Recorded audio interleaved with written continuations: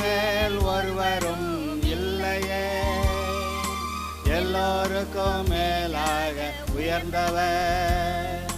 உமக்கு மேல் ஒருவரும் இல்லையே.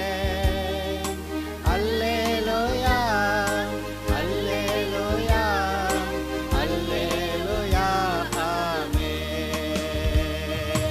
அல்லேலூயா, அல்லேலூயா, அல்லேலூயா, ஆமென். ஒருவரால் சிருஷ்டிக்கப்படாமலே தாமாக என்றென்றும் இருப்பவர். ஒருவரால் சிருஷ்டிக்கப்படாமலே தாமாக என்றென்றும் இருப்பவர். அல்லேலூயா. இப்பொழுதும் வானத்தையும் பூமியை உண்டாக்கின சகலத்தையும் உண்டாக்கின சிருஷ்டிகர்த்தாவாயிருக்கிற கடவுளை கண்டுபிடிக்கிறதை பற்றி ஒரு சில வார்த்தைகள் உங்களோடு கூட நான் பகிர்ந்து கொள்ள விரும்புகிறேன். இன்றைக்கு உலக மக்கள் எல்லாரும் கடவுளை தேடத்தான் செய்கிறார்கள். கடவுளை தேடலையான்னா நாம் பெந்தகோஸ்தே ஆட்கள் கடவுளை தேடுறதை காட்டிலும் உலகத்தில் அநேகர் வெகு அதிகமாக கடவுளை தேடுகிறார்கள். ஆனால் என்ன ஆச்சரியம் என்றால் அவர்கள் இன்னும் கண்டுபிடிக்கவில்லை. அவர்கள் இன்னும் தேடிக்கொண்டே இருக்கிறார்கள். இப்போ கடவுளை தேடி கண்டுபிடிச்சிட்டேங்கன்னா அப்புறமேலு வேறு எங்கேயோ தேட போக மாட்டாங்க. But we see people are still searching for God. இன்றும் கூட கடவுளை தேடிக்கொண்டிருக்கிற மக்களை நீங்கள் பார்க்கிறீர்கள். ஏனென்றால் அவர்கள் உண்மையாக வானத்தையும் பூமியும் உண்டாக்கின, நம்மை உண்டாக்கின, சகலத்தையும் உண்டாக்கின அந்த சிருஷ்டிகர்த்தாவாகிய தேவனை இன்னும் கண்டுபிடிக்காதனால் அவர்கள் தேடிக்கொண்டிருக்கிறார்கள். ஏன் இந்த நிலைமை? ஏன் எல்லா மனிதரும் கடவுளை கண்டுபிடிக்க முடியவில்லை என்று அதற்கு ஒரு கேள்விக்கு பதில் நமக்கு அறிந்திருந்தால் நமக்கு நலமாக இருக்கும். இன்னொரு கேள்வி, தேவன் ஒருவேளை தன்னை ஒரு மனிதன் தேடி வரும்போது தன்னை மறைத்து கொள்கிறவர் என்றால் அப்புறம் ஏன்டா நீ என்னை கும்பிடலை அப்படியெல்லாம் அவர் கேட்க முடியாது. இப்படி இந்த கேள்விக்கு பதில் தேடும்போது அவர் தன்னை வெளிப்படுத்துகிற தேவனாய், இதோ நான் இங்கே இருக்கிறேன், என்னிடத்திலே வா, நான் உன்னை ஆசீர்வதிப்பேன் என்று சொல்லுகிற கடவுளாகத்தான் இருக்க முடியுமே ஒழிய தன்னை மறைத்து கொள்ளுகிற கடவுளாக இருக்க முடியாது. இங்கே பாருங்கள், உலகத்திலே மக்கள் எல்லாரும் கடவுளை தேடுகிறார்கள், இன்னும் கண்டுபிடிக்கவில்லை. இந்த தெய்வத்துக்கிட்ட இது நமக்கு கிடைக்கல, அதனால் இன்னொரு தெய்வத்துக்கிட்ட போகலாம் என்று சொல்லி அநேக தெய்வங்களை தேடுகிறதும், அதனால் பல தெய்வ வழிபாடு உலகத்தில் இருக்கிறதையும் நாம் பார்க்கிறோம். ஆனால் உண்மையிலேயே கடவுள் தன்னை மறைத்து கொள்கிறவரா என்றால் அவர் தன்னை மறைத்து கொள்ளுகிறவர் அல்ல. அவர் மறைத்து கொண்டிருந்தால் அப்புறம் ஏன் என்னை கும்பிடலைன்னு அவர் கேட்க முடியாது, பார்த்தீங்களா? ஆக தேவன் தன்னை வெளிப்படுத்துகிற தேவனாகத்தான் இருக்க முடியுமே ஒழிய தன்னை மறைத்து கொள்ளுகிற தேவனாக இருக்க முடியாது. நம்பர் 1. ரெண்டாவது ஒரு முக்கியமான கருத்து, பைபிளில் எழுதியிருக்கிற வசனத்தை நான் வாசிக்கிறேன். ரோமருக்கு எழுதின நிருபம் 1 அதிகாரத்தில், ரோமர் 1 அதிகாரம் 19வது வசனத்தை நான் வாசிக்கிறேன். தேவனை குறித்து அறியப்படுவது அவர்களுக்குள்ளே வெளிப்பட்டிருக்கிறது, தேவனே அதை அவர்களுக்கு வெளிப்படுத்தியிருக்கிறார். தேவன் இன்னார்னு சொல்லி ஒரு வெளிப்பாடு மக்களுக்கு கொடுக்கப்பட்டிருக்கிறதான், அதை தேவனே அதை அவர்களுக்கு வெளிப்படுத்தினார்னு இருக்குது. எப்படி என்றால், காணப்படாதவைகளாகிய அவருடைய நித்திய வல்லமை, தேவத்துவம் என்பவைகள் உண்டாக்கப்பட்டிருக்கிறவைகளினாலே உலகம் உண்டானது முதல் கொண்டு தெளிவாய் காணப்படும், ஆதலால் அவர்கள் போக்கு சொல்ல இடமில்லை. இங்கே பாருங்கள், இது ஒரு பொதுவான வெளிப்பாட்டை பற்றி பேசுகிறது. காணப்படாதவைகளாகிய அவருடைய நித்திய வல்லமை, தேவத்துவம் என்பவைகள், அந்த தேவன் எவ்வளவு பெரியவர், அவருடைய குணாதிசயங்கள் என்ன, தேவத்துவம் என்பவைகள், அப்போ அவருடைய குணாதிசயம் என்ன என்பவைகளெல்லாம் ஏற்கனவே உண்டாக்கப்பட்டிருக்கிறவைகளை பார்த்தால் தெரியும் என்று சொல்லப்பட்டிருக்கிறது. ஏற்கனவே உண்டாக்கப்பட்டிருக்கிறவைகளினாலே உலகம் உண்டானது முதல் கொண்டு தெளிவாய் காணப்படும். ஆதலால் அவர்கள் போக்கு சொல்ல இடமில்லை. இது இந்த வரி ரொம்ப இன்னும் மோசமானது. ஏற்கனவே வெளிப்பாடெல்லாம் கொடுத்துருக்கேன், நானே நான் தேவன் இருக்கிறேன்னு சொல்கிறேன், ஆனால் எனக்கு தெரியாதுன்னு சொல்கிறேன் அப்படி சொல்லி, ஆதலால் அவர்கள் போக்கு சொல்ல இடமில்லை, கடவுளை கண்டுபிடிக்க முடியலங்க அப்படின்னு சொல்லி நீ தப்பிச்சு போக முடியாதுன்னு சொல்ல வர்றார். அடுத்த வரியை பார்த்திங்கன்னா, அவர்கள் தேவனை அறிந்தும் அவரை தேவனென்று மகிமைப்படுத்தாமலும் ஸ்தோத்தரியாமலும் இருந்து தங்கள் சிந்தனைகளினாலே வீணரானார்கள். ஒரு பெரிய கம்ப்ளைண்ட், குற்றச்சாட்டை சொல்கிறார்.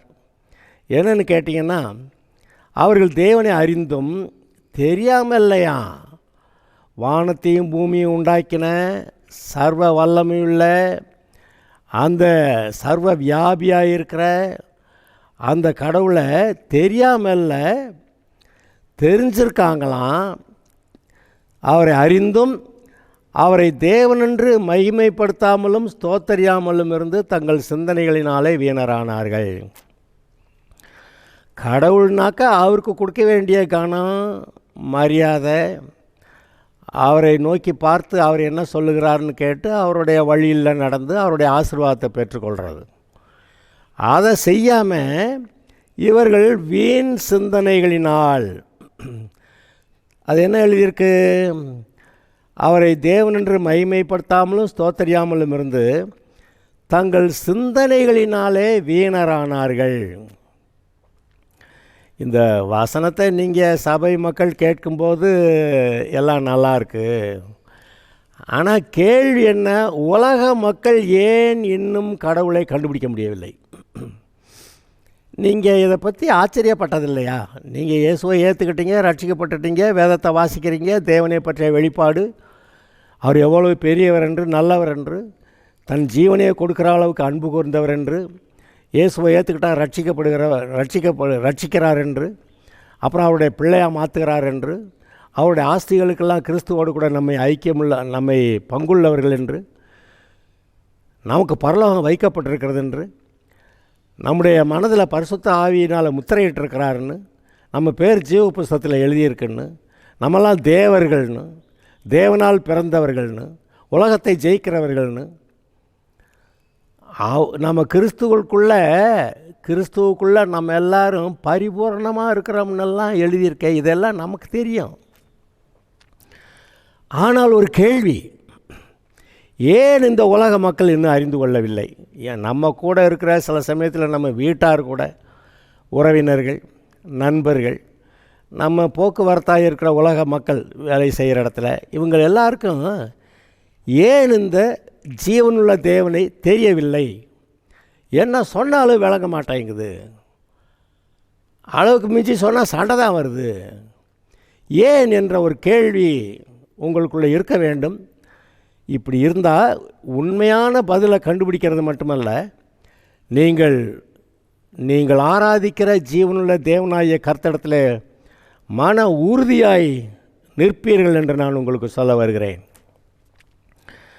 இந்த வசனம் சொல்லுகிறது, இந்த உலக மக்கள் எப்படி வீணாக போயிட்டாங்களாம். அவங்க எவ்வளவு, இப்போ ஒரு வீட்டில் ஒரு பையன் இருக்கான், அது உண்மையிலே ஒழுங்காக படித்து நல்ல நிலைமைக்கு போய், நல்ல வேலைக்கு போய், நல்ல குடும்பத்தை நடத்தி, கல்யாணம் பண்ணி நல்ல குடும்பத்தை நடத்தினா சமுதாயத்தில் நல்ல ஒரு உயர்ந்த ஆசீர்வாதமான நிலைமைக்கு வரலாம்.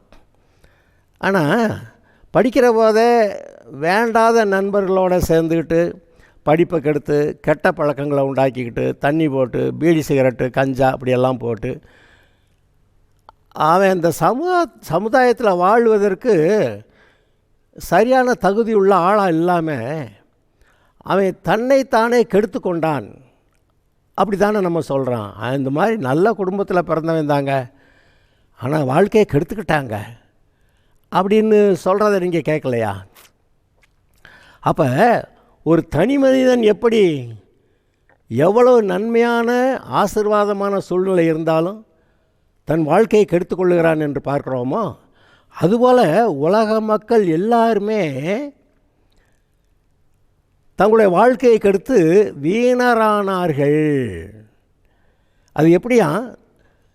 அவர்கள் தேவனை அறிந்தும், தேவன் யாருன்னு தெரியாமல்ல, தேவனை அறிந்தும் அவரை தேவன் என்று மகிமைப்படுத்தாமலும் ஸ்தோத்தரியாமலும் இருந்து,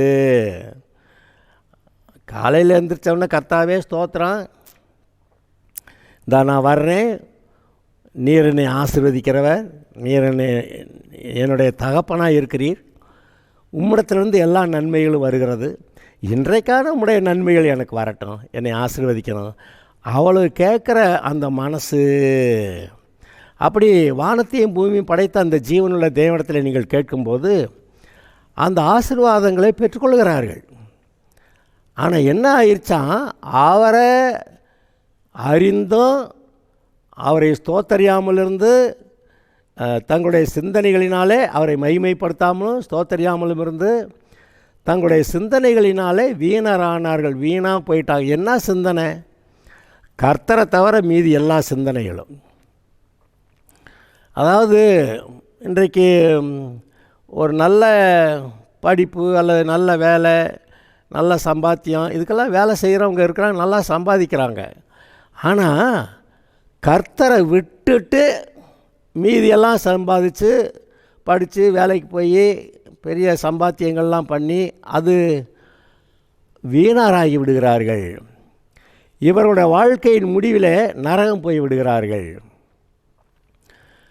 கெட்டிக்காரங்க தான் படித்தாங்க, நல்ல வேலைக்கு போனாங்க, நல்ல சம்பளம் வாங்குகிறாங்க, நல்ல குடும்பம். ஆனாலும் தேவனை விட்டு தேவனற்ற விதத்திலே தங்களுடைய வாழ்க்கையை நடத்தும்போது அவர்கள் வீணராகிவிட்டார்கள். இவ்வளவு பெரிய காரியங்களை சாதிச்சு சில சமயத்தில் ராஜாவாக இருப்பான், மந்திரியாக இருப்பான், அல்லது பெரிய அதிகாரிகளாக இருப்பான், அதில் பெரிய சயின்டிஸ்டாக இருப்பான், நல்ல ஸ்கூல் டீச்சராக, காலேஜ் டீச்சராக இருப்பாங்க, அல்லது அரசாங்கத்தில் மேன்மையான ஒரு அந்தஸ்தில் இருப்பாங்க, சமுதாயத்தில் ஒரு மேன்மையான அந்தஸ்தில் இருப்பாங்க. அவ்வளவு இருந்தும் கூட முடிவிலே பரலோகம் போகாமல் தங்களுடைய வாழ்க்கையெல்லாம் வீணடித்து விட்டார்கள் அப்படின்னு வருதா இல்லையா? அதை தான் இங்கே எழுதியிருக்கு. அவர்கள் தேவனை அறிந்தும் அவரை தேவன் என்று மகிமைப்படுத்தாமலும் ஸ்தோத்தரியாமலும் இருந்து தங்கள் சிந்தனைகளினாலே வீணரானார்கள். இதை நீங்கள் பைபிள் ஆரம்பத்திலே போய் கூட கண்டுபிடிச்சிடலாம். கர்த்தர் ஆதாம் ஏவாளை உண்டாக்கின பிறகு, ஆதாமை உண்டாக்கின பிறகு ஒரு பக்கத்தில் தேவனுடைய சார்பாக இருக்கக்கூடிய ஒரு ஜீவ விருட்சம், அந்த பழத்திலிருந்து பழம் பிடுங்கி சாப்பிட்டா அவனுக்கு ஜீவன், சாவே கிடையாது. நல்ல ஆசீர்வாதமாக பூமியெல்லாம் ஆண்டு கொண்டு தேவனுடைய சார்பாக பூமியை ஆண்டுக்கிட்டு ராஜா போல் வாழ்வதற்கு நல்ல அறிவுள்ளவனாய், புத்திசாலியாய், ஞானம் உள்ளவனாய், பலசாலியாய் அப்படி தான் இருக்க அவன் அழைக்கப்பட்டான். அதுக்காக ஒரு மரம், ஒரு கனி, ஜீவ விருட்சம். ஆனால் அடுத்த பக்கத்தில் பிசாசுடைய சார்பாக ஒரு மரம் இருந்துச்சு பார்த்தீங்களா? அதை சாப்பிட்டாக்க நன்மை தீமை என்னென்னு தெரியும், ஆனால் செத்து போயிடுவான். அப்போ இவனுடைய சிந்தனைகள் எங்கே போயிடுச்சு? ஆண்டவர் சொன்ன அந்த வார்த்தைகளை விட்டு ஆண்டவருடைய சார்பாக நிற்கிற அந்த மரம், அந்த கனியை விட்டுட்டு ஆண்டவரே விட்டுட்டு அந்த பிசாசுடைய சார்பாக இருக்க மரம் அங்கே போனால் அந்த பிசாசுக்கிட்ட போகிறது. அப்படி வீணான சிந்தனைகள். இப்போ ஆண்டவரோட இருந்திருந்தால் அது பிரயோஜனமானவைகள். இப்போ ஆண்டவரை விட்டு விலகி போனோன்னா அந்த எண்ணங்கள்லாம் வீணானவைகள். அந்த வீணானவைகளை தேடி போய் கடைசிக்கு ஆதாம் ஒரு வீணனாகிவிட்டான். வீணாக போச்சா வாழ்க்கை. எப்படி ராஜாவாக வாழ்ந்திருக்கிற வேண்டிய ஒரு மனுஷன் எப்படி பாவத்துக்கு அடிமையாக, பிசாசுக்கு அடிமையாக, நியாய தீர்ப்பு வரும் என்ற அந்த பயத்தோடு கூட சரீர மரணம் வருகிற அன்னைக்கு அவன் நரகம் போக வேண்டிய நிர்பந்தத்தில் எப்படி போய் மாட்டிட்டான், எப்படி தன்னுடைய வாழ்க்கையை கெடுத்து கொண்டான். வீணாக போச்சுன்னா கூட அது ஒரு மாதிரி, சரிங்க இந்த பழம் வச்சுருந்தேன் அது அழுகி போச்சு, வீணாக போச்சு, தூக்கி எறிஞ்சிட்டான், அது வேற. ஆனால் இவனுடைய வாழ்க்கையை வீணடிக்கும்போது இவன் வீணாக போனாங்கிறது மட்டும் இல்லை, இவன் இன்னும் சாகலை. பார்த்தீங்களா, இவனுடைய சரீரம் செத்து மண்ணுக்கு போகுது, ஆனால் இவனுடைய ஆத்மா சாகலை. அது நியாய தீர்ப்புக்கு போகுது, அது நித்திய நரகத்துக்கு போகுது. நித்திய நரகம்னா அதிலிருந்து தப்பவே முடியாத ஒரு நிலைமைக்கு தன்னுடைய வாழ்க்கையை வீணடித்தான்கிறத விட கெடுத்து கொண்டான்கிறத மட்டும் இல்லை, நாசமாக்கி கொண்டான் மட்டும் இல்லை, நித்திய கால வேதனைக்கு தன்னை உட்படுத்தி கொள்ளுகிறான். கடவுள் வேண்டான்ட்டு போனால் என்ன நடக்குது பாருங்களேன். மீதி அங்கே கடவுளுடைய கட்டுப்பாட்டுக்குள்ளே, கடவுளுடைய வார்த்தைக்கு கீழ்ப்படிஞ்சு அவருடைய பாதுகாப்புக்குள்ளே இருந்தால் ஆசீர்வாதம்.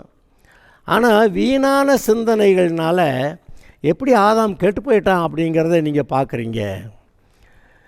இன்றைக்கும் உலக மக்கள் எல்லாருக்கும் முன்பாக ஆதாமுக்கு எப்படி நன்மை தீமை அறியத்தக்க மரமும் ஜீவ விருட்சமும் வைக்கப்பட்டிருந்ததோ, எல்லா மனுஷருக்கும் அப்படி தான் வைக்கப்பட்டிருக்கிறது. எல்லாருக்கும் நன்மை எதுன்னு தெரியும், தீமை எதுன்னு தெரியும். இதை தீமையான வழியில் போனால் கெட்டு ஒழிஞ்சு நரகத்துக்கு போயிடுவோம்னு தெரியும். ஆனால் நன்மையான வழியில் போனால் நம்ம கடவுளுடைய பிள்ளையா ஆசீர்வாதமாக பரலோகம் போகலான்னு தெரியும்.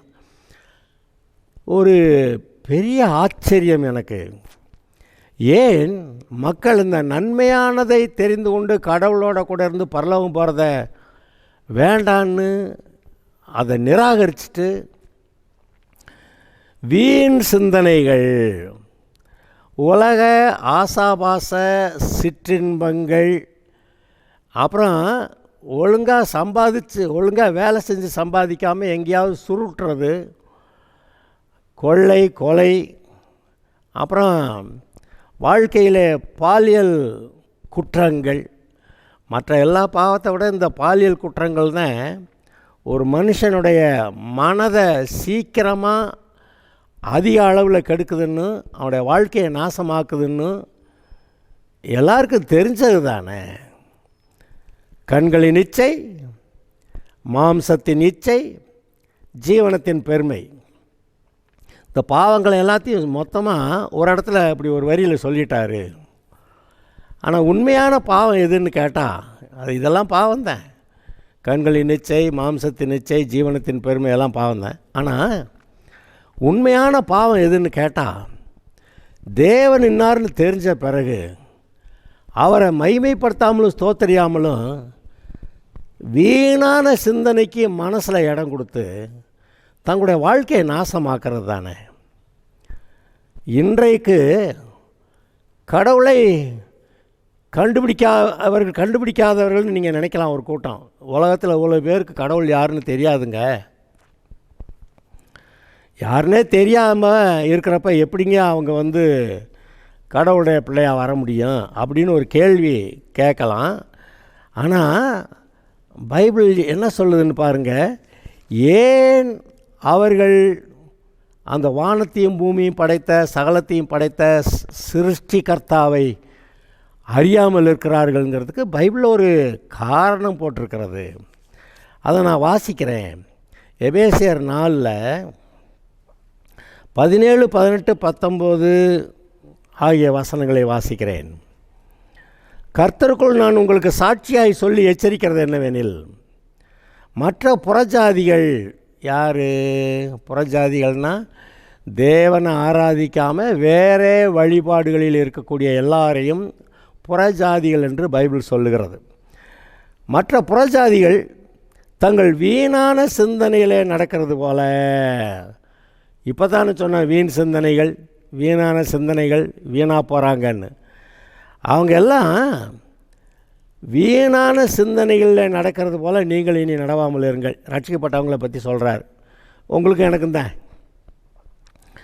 அவர்கள் புத்தியில் அந்தகாரப்பட்டு, ஏன்னா வீணான சிந்தனைக்கு போனோன்னா புத்தியில் வெளிச்சமே இல்லை, ஒன்றுமே தெரியலங்க, எல்லா வாழ்க்கையும் இருண்டு கிடக்குதுங்க அப்படின்றான்.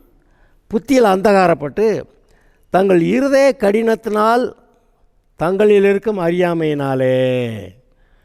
அவங்க ஏன் இன்னும் தேவனை அறியலையாம்? அவங்க இருதயம் கடினமாக இருக்கான். எனக்கு தேவன் வேண்டாம், தேவனை பற்றிய அறிவு வேண்டாம், நான் தேவனுடைய பிள்ளையாக இருக்க விரும்பலை, தேவன் எனக்கு வேண்டியதில்லை என்று சொல்லி ஒரு இருதய கடினம். அந்த இருதய கடினத்தினாலே அவர்களுக்குள் இருக்கும் அறியாமை. ஏன்டா அறியாமைன்னா, தேவன் வந்தால் கூட நீ போயா அப்படி சொல்லிட்டு இருக்கிறதுனால அவங்களோட ஒரு அறியாமை, தேவனை பற்றிய அறியாமை இருக்கிறது. அவர்கள் தேவனுடைய ஜீவனுக்கு அந்நியராக இருந்து, அப்போ ஆண்டவரை வேண்டான்னு சொல்கிறதுனால தான் அவங்க தேவனுடைய ஜீவனுக்குன்னா ஆசீர்வாதங்களுக்கு அந்நியராக இருந்து உணர்வில்லாதவர்களாய் சகலவித அசுத்தங்களையும் ஆவலோடு நடப்பிக்கும்படி தங்களை காம விகாரத்துக்கு ஒப்பு கொடுத்துருக்கிறார்கள். கர்த்தரை விட்டுட்டு அவர் வேண்டான்னு சொன்னோடனே அப்போ என்ன ஒரு வாழ்க்கை வருதான், கடின இருதயத்தோடு இருக்கிறது மட்டும் இல்லை, காம விகார வாழ்க்கைக்கு தங்களை ஒப்பு கொடுத்துருக்கிறார்கள். ஆக இன்றைக்கி உலகத்தை பார்த்தா தெரியும், தேவனற்ற சமுதாயங்கள் எப்படி ஒரு காம விகாரமான வாழ்க்கையை வாழ்ந்து கொண்டிருக்கிறது.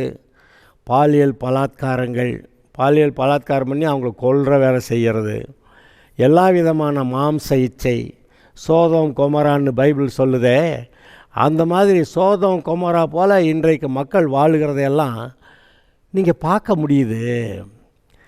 இதை ஏன் அதாவது அவங்களே கடவுளை தேடுறாங்க. ஒருவேளை நம்ம நம்ம கண்டுபிடிச்சிட்டோம், அது வேறு. இயேசு வந்தார், வெளிப்பாட்டை கொடுத்தாரு, நம்ம வந்துட்டோம், நல்ல வேலைப்பா, ரட்சிக்கப்பட்டோம், பரலோகம் நமக்கு அப்படி சொல்லி நிம்மதியாக இருக்கிறாங்க.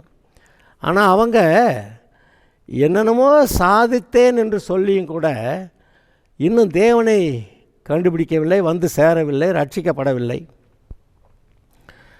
அது ஏன்னு கேட்ட ஒரு வரி வாசம்ல, தங்கள் இருதய கடினத்தினால் தங்களில் இருக்கும் அறியாமையினாலே தேவனுடைய ஜீவனுக்கு அந்நியராயிருந்து உணர்வில்லாதவர்களாய், இருதயத்தில் உணர்வே இல்லையா, உணர்வில்லாதவர்களாய் சகலவித அசுத்தங்களையும் ஆவலோடே நடப்பிக்கும்படி.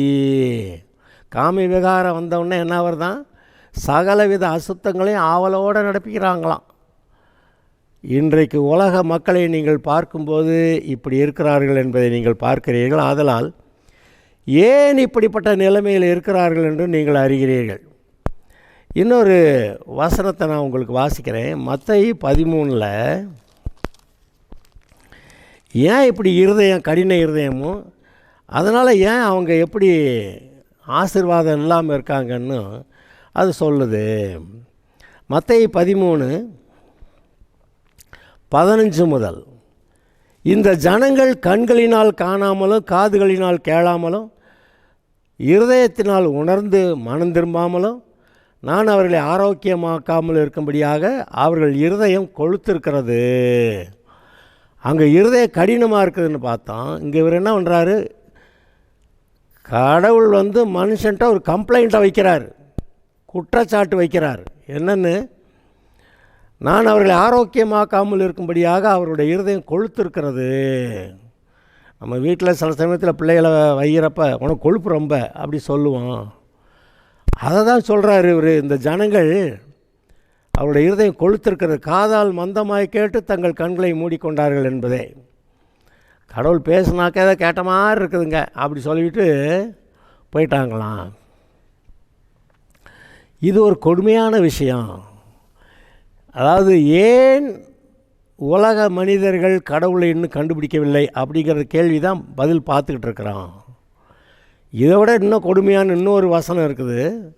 ரோமர் 1வது அதிகாரத்தில் 18வது வசனம். ரோமர் 1:18. இப்போ நம்ம வாசித்ததுக்கு ஒரு வசனம் முன்னாடி ரோமர் 1:18. சத்தியத்தை அநியாயத்தினாலே அடக்கி வைக்கிற மனுஷருடைய எல்லாவித அவபக்திக்கும் அநியாயத்துக்கும் விரோதமாய் தேவ கோபம் வானத்திலிருந்து வெளிப்படுத்தப்பட்டிருக்கிறது. சத்தியம்னா என்னது? உண்மை. அப்போ அதுக்கு நேரம் ஆப்போசிட்டு பொய். அப்போ பொய்யால் சொல்லி சொல்லி சத்தியத்தை மூடி வைக்கிற, அதாவது யாராவது ஒருத்தர் இந்த சத்தியம், இயேசு சொல்லுகிறார், நானே வழியும் சத்தியமும் ஜீவனுமாக இருக்கிறேன் என்று, என்னால் என்று ஒருவனு பிதாவிடத்தில் வரமாட்டான்னு. ஏன்னா இந்த இயேசு ஒருத்தர் தான் மனிதனுடைய பாவங்களுக்கு பரிகாரம் செஞ்சுருக்கிறார். அப்போ இவர் மூலமாக தான் பரலோகத்துக்கு கடவுள்கிட்ட போக முடியும். ஆனால் இங்கே என்ன நடக்குதான், இப்போ நான் சொன்னேன், அவரை தேவன் என்று அறிந்தும் அவரை மகிமைப்படுத்தாமலும் ஸ்தோத்தரியாமல் இருந்து தங்களுடைய சிந்தனைகளால் வீணரானார்கள். இப்போ இது இன்னொரு ஸ்டெப்பு மேலே போய், அப்படி சத்தியமா அவர் தான் உண்மையிலே பரலோகம் போக வழியா அப்படின்னா அது வேண்டாம், அதை பற்றி பேசக்கூடாது அப்படின்னு சொல்லி அடக்கி வைக்கிற மனிதனுடைய அவபக்திக்கும் அவிசுவாசத்துக்கும் விரோதமாயின்னு போட்டிருக்கு. அப்போ இந்த மனிதர்கள் என்ன செய்கிறாங்க, கடவுள்கிட்ட வரக்கூடாது அப்படின்னு சொல்லி இவங்க வராமல் இவங்க கடின இருதயத்தோடு இருந்துக்கிட்டு தேவனை அறிய மாட்டேன்னு, தேவனை அறிகிற அறிவு இல்லாமல், தேவனுடைய ஆசீர்வாதம் இல்லாமல் இருக்கு. அது வேறு. மற்றவங்களும் இந்த மாதிரி தேவனை அறிகிற அறிவுக்குள் வரக்கூடாது, ரட்சிக்கப்படக்கூடாதுன்னு சொல்லி ஒரு கூட்டம் அப்படி எழும்பி வேலை செய்யுது. என்னவா, சத்தியத்தை அநியாயத்தினாலே அடக்கி வைக்கிறார்களாம். அநியாயத்தினாலே அடக்கி வைக்கிற மனுஷருடைய எல்லாவித அவபக்திக்கும் அநியாயத்துக்கும் விரோதமாய் தேவ கோபம் வானத்திலிருந்து வெளிப்படுத்தப்பட்டிருக்கிறது. ஏண்டா, இதுதான் வழி, இதுதான் இப்போ பரலோகம் போகிற வழின்னு தெரிஞ்சால் அப்படி நீ அந்த வழிக்கு வரமாட்ட, நீ வர்றேங்கிறவங்களையும் விடமாட்ட, நீ அதை சத்தியத்தை அடக்கி வைக்கிற. இதுதான் வழி, பரலோகம் போகிற வழி, இதுதான் கர்த்தர், இங்கே தான் ரட்சிப்பு இருக்குது, இங்கே தான் பாவ மன்னிப்பு இருக்குது அப்படின்னு தெரிஞ்சால் மற்றவங்க யாரையும் இங்கே வரவிட மாட்டேன். நீ அதில் வாசலை அடைக்கிற, சத்தியத்தை அநியாயத்தினால் அடக்கி வைக்கிற மனுஷர் அப்படி இருக்காருன்னு சொல்லி அப்படி ஒரு கூட்டம் ஜனங்களை கர்த்தர் திட்டுறாரு. அவங்களுக்கு தேவ கோபம் வானத்திலிருந்து வெளிப்படுத்தப்பட்டிருக்கிறான். நீ இந்த மாதிரி ஜனங்கள் என்கிட்ட வராமல் தடுக்கிறதுனால, சத்தியத்தை மூடி வைக்கிறதுனால தேவ கோபம் அவர்களுக்கு விரோதமாய் எழும்பி இருக்கிறதுன்னு பைபிள் சொல்லுது. ஆதலால் இப்பொழுது கேள்வி என்ன, நீங்களும் நானும் ரட்சிக்கப்பட்டான், கடவுளை கண்டுபிடிச்சிட்டான். ஆனால் இந்த உலகம் ஏன் இன்னும் கடவுளை கண்டுபிடிக்கவில்லை? அவங்க கடவுளை தேடலையா? தேடுறாங்க. ஆனால் ஏன் கண்டுபிடிக்கலையா? அவர்கள் பாவத்தையும் வைத்து கொண்டு கடவுளை தேடுறாங்களாம். இயேசு என்ன சொன்னார்? இருதயத்தில் சுத்தமுள்ளவர்கள் பாக்கியவான்கள், அவர்கள் தேவனை தரிசிப்பார்கள், கடவுளை பார்ப்பாங்க. இருதயத்தில் சுத்தமாக இருந்தால் கடவுளை கண்டுபிடிச்சிடலாம். அவரே வர்றாரு, நான் தான் கடவுள் உன்னை ஆசீர்வதிக்கிறேன்னு. ஆனால் இவர்கள் இருதயத்தில் பாவத்தை வச்சுக்கிட்டு, அக்கிரமத்தை, அநியாயத்தை, அசுத்தத்தை வச்சுக்கிட்டு அப்புறமும் கடவுளை தேடுறேங்கிறப்ப அது கடவுளை கண்டுபிடிக்கிறத விட்டு பிசாசை கண்டுபிடிச்சி பரிசுத்த ஆவிக்கிட்ட வர்றது பதிலாக அசுத்த ஆவிக்கிட்ட போய் வாழ்க்கையை நாசமாக்குறார்கள் என்று நமக்கு புரிகிறது. இந்த அறிவு விசுவாசிகளுக்கு மிகவும் அவசியம். அப்போ தான் நீங்கள் கிறிஸ்துவுக்குள்ளே உறுதியாக நிற்பீங்க. அநேக பிரச்சனைகள் வரும்போது கர்த்தருக்குள் நாம் உறுதியாக இருந்து நாம் கர்த்தருடைய பிள்ளையாக இருக்க வேண்டும், கர்த்தருடைய சாட்சிகளாக இருக்க வேண்டும். கர்த்தர் உங்களை ஆசீர்வதிப்பாராக.